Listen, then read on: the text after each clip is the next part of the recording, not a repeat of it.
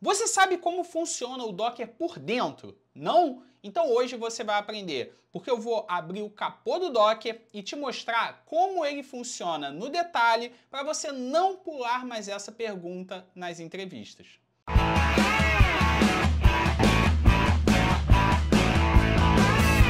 Fala aí, beleza? Seja muito bem-vindo, seja muito bem-vinda a mais um vídeo aqui no canal. Eu sou Fabrício Veronese e eu tô aqui para ajudar você a aprender mais sobre DevOps e Cloud para que você se destaque como um profissional de tecnologia, sendo capaz de criar soluções escaláveis, modernas e de grande impacto. Mas antes, faz o seguinte, cara, dá um like aí no vídeo para o YouTube entender que esse conteúdo é de qualidade, vale a pena ser distribuído. E, cara, conteúdo irado como esse, você quer assistir toda semana vídeos como esse, se inscreve aí no canal, que toda semana tem conteúdo, tem vídeo como esse aqui. Então vai lá, se inscreve e dá um like no vídeo. Nos dias de hoje, utilizar containers para executar as aplicações está cada vez mais comum. Docker, Kubernetes já deixaram de ser algo hipster, de early adopter e virou um padrão de mercado para soluções modernas, seja em ambiente de cloud ou não. Saber Docker e como utilizar ele no dia a dia é requisito básico para as principais vagas, mas poucas pessoas sabem realmente como o Docker funciona. E isso faz toda a diferença para usar todos os recursos que ele oferece e aprender melhor como usar outras ferramentas de containers como o Kubernetes. Então hoje eu vou com você a fundo na arquitetura do Docker para que você realmente saiba o que está fazendo usando essa ferramenta irada. O Docker tem três elementos básicos na sua arquitetura: Docker Daemon, Docker Client e Docker Registry. O Docker Daemon é o elemento que gerencia todos os objetos do Docker, containers, imagens, networks. Tudo é criado e gerenciado pelo Docker Daemon, ou também chamado de Dockerd. A máquina que executa o Dockerd é chamada também de Docker Host. Com o Docker Client, eu tenho o ferramental para me comunicar com o Docker Daemon. Então, quando eu digito lá Docker Container Run para executar um container, eu estou usando o Docker Client para me comunicar com o Docker Daemon para criar e executar um container. Normalmente, a gente utiliza o Docker Client e o Docker Daemon no mesmo host, mas você pode configurar o seu Docker CLI para se comunicar com um host remoto e gerenciar outras máquinas com Docker. Já o Docker Registry é a ferramenta usada para armazenar, versionar e distribuir as imagens Docker, como se fosse o Git para gerenciamento de código. O principal serviço de Docker Registry do mercado é o Docker Hub. Ele pertence à própria Docker e a gente pode comparar ele com o GitHub para o Git, né, sendo ali o principal serviço para repositórios de código. Esses são os principais elementos e é o que você mais vai ver por aí falando de arquitetura do Docker. Mas agora nós vamos ver como o Docker é mais por dentro. Se você tiver aí na sua máquina o Docker instalado e executar o comando ps-aux, você vai ver o processo Dockerd em execução. Isso acontece porque o Dockerd é um daemon, é um processo que fica em execução esperando instruções para executar uma tarefa. E aí você pode se comunicar com ele através de REST ou utilizar o Docker Client para isso.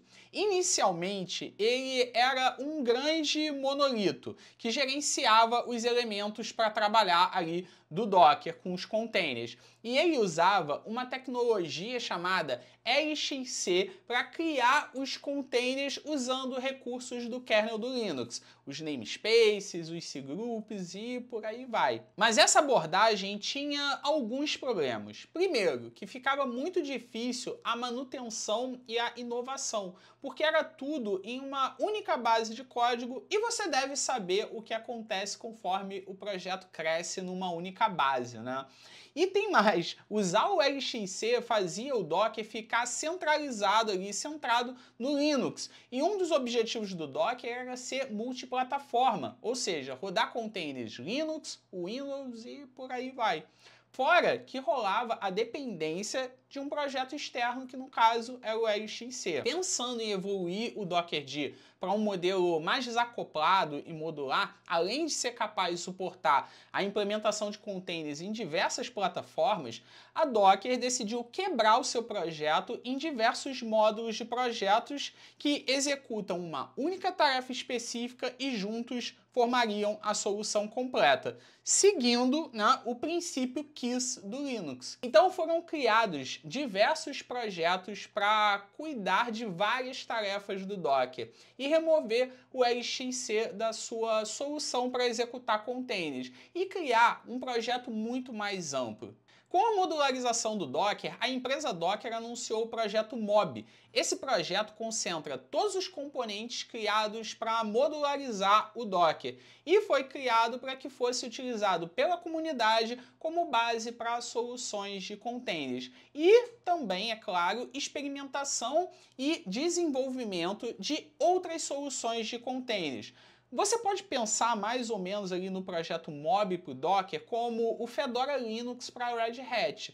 É uma versão open source, evoluído e utilizado pela comunidade para que a Docker utilize como base para criar a sua ferramenta. Junto com o Mob, a Docker também criou o runc e o containerd. O runc é um executor de containers de baixo nível, extremamente leve, e o objetivo dele é simplesmente executar containers. Ele não possui nenhum gerenciamento dos containers, simplesmente executa o container e acabou. Então ele entra como um substituto do LXC para utilizar as tecnologias do kernel do Linux para criar ali os containers.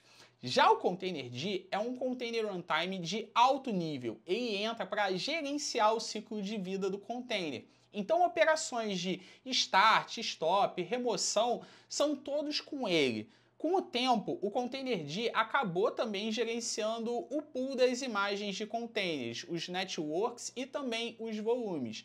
Inclusive, tem um detalhe muito importante. O containerd também é uma das soluções de container runtime que pode ser utilizado no Kubernetes para executar os containers. Mas vamos deixar aqui o Kubernetes de lado, né? Vamos focar só no Docker. O Kubernetes fica para outro vídeo, beleza? O containerd também roda como um daemon. E se você executar o comando ps-aux, você vai ver ele em execução também. É muito importante também você saber que os projetos containerd e runc, eles também foram doados. Hoje, o containerd pertence à CNCF, a Cloud Native Computing Foundation, e o runc pertence à Open Container Initiative, que é a fundação abaixo da Linux Foundation que dita o padrão de criação de imagens de container e também, é claro, da execução de containers. Por isso, existe uma compatibilidade entre as principais ferramentas do mercado de containers, porque elas implementam um padrão da OCI e utilizam o runc como base. E um último elemento aqui, que também é muito importante, é o shim. O shim, ele entra como um intermediário entre o containerd e o container em execução.